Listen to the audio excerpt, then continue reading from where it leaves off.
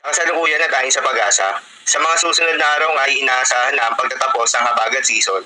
Ibig sabihin na hindi na makakaapekto pa itong habagat sa anumang bahagi ng ating bansa at patungo naman tayo sa transition ng amihan. Sa ngayon nga ay umiiral na itong northeasterly wind flow o yung hangin na nanggagaling sa may hilagang silangan at nakakaapekto sa may eastern section ng Northern Luzon.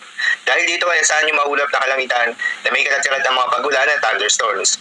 Intertropical Convergence Zone naman o ITCZ ang nakakaapekto sa buong bahagi ng Visayas at Mindanao. Dahil dito ay asahan naman yung bahagya hanggang sa maulap na kalangitan na may kalatiran ng mga pagulan at thunderstorms. Para naman sa nalalabing bahagi pa ng ating bansa, asahan naman yung generally fair weather condition, mainit at malinsangan na panahon sa umaga hanggang sa tanghali. Ngunit pagsapit ng hapon o gabi, ay asahan naman yung mataas na tsansa ng mga pagulan o thunderstorms. Samantala, yung binabantayan na bagyo sa labas ng Philippine Area of Responsibility na may international name na Bagyong Halong ay mas lumakas pa nga bilang isang typhoon category. Uli itong namataan sa layong 1,955 kilometers east-northeast ng extreme northern Luzon. Habang may panibagong low pressure area naman na nabuo sa labas rin ng Philippine Area of Responsibility at may katamtaman nito o nasa medium chance na ito na maging isang ganap na bagyo within the next 24 hours.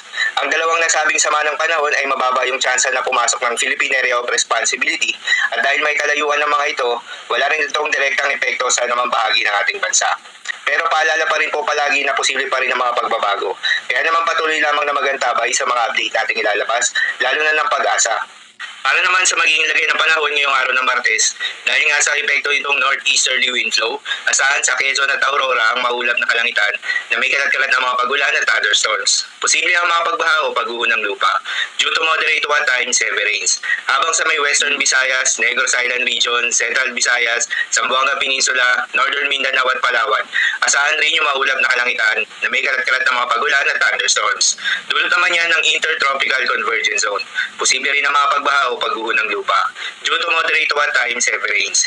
Habang sa nalalabing bahagi ng Visayas at Mindanao, asahan naman yung bahagya maulap hanggang sa maulap na kalangitan na may kalat-kalat na mga pagulan o thunderstorms na dulot pa rin ng Intertropical Convergence Zone.